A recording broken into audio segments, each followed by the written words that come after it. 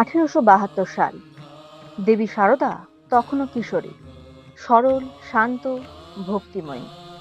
বিয়ের পর প্রথমবার দক্ষিণেশ্বর মন্দিরে আসছেন স্বামীর কাছে।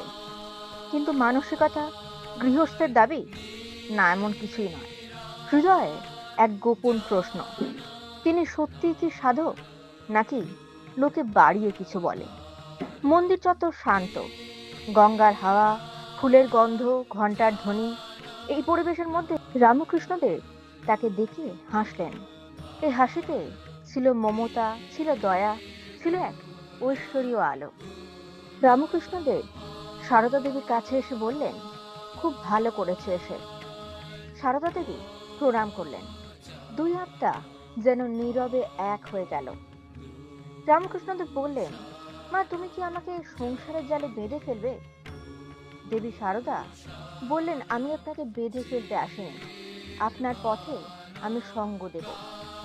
এক বাক্যে তিনি প্রমাণ করলেন, এই মিলন শুধু সংসারের জন্য নয়, এক আত্মার মিলন। শুরু হলো এক নীরব অধ্যায়, যেখানে সারদা মা ছিলেন না শুধু স্ত্রী, তিনি হলেন সঙ্গিনী, সেবিকা, শিষ্য ও শক্তি। তিনি রান্না করতেন, পরিষ্কার করতেন, ভক্তদের যত্ন নিতেন, মন্দির পরিবেশকে শান্ত রাখতেন। রামকৃষ্ণ বলতেন, সারদা সবকিছু নীরবে সামলে নেয়, তবুও তার মুখে সব সময় শান্তি। তার সেবা ছিল পুজো, আর নীরবতা ছিল সাধনা। একদিন রামকৃষ্ণ বললেন, সারদে, তুমি এবার নিজের সাধনার পথ ধরো। তিনি হাসলেন, আমি তো ইতিমধ্যে শুরু করেছি, আপনার সেবা দিই। এবার রামকৃষ্ণদেব মাকে মন্ত্র দিলেন। মা ধ্যানে বসলেন। নিভৃত রাতে মন্দির প্রাঙ্গণে তার ভিতরে জেগে উঠল এক নতুন আলো। দেবীর রূপ, নারীর রূপ ও মানবীর রূপ, সব এক। সারদা মা প্রমাণ করলেন, সাধনা মানে জঙ্গলে গিয়ে তপস্যা নয়, মনকে পরিষ্কার করাই শুদ্ধ সাধনা।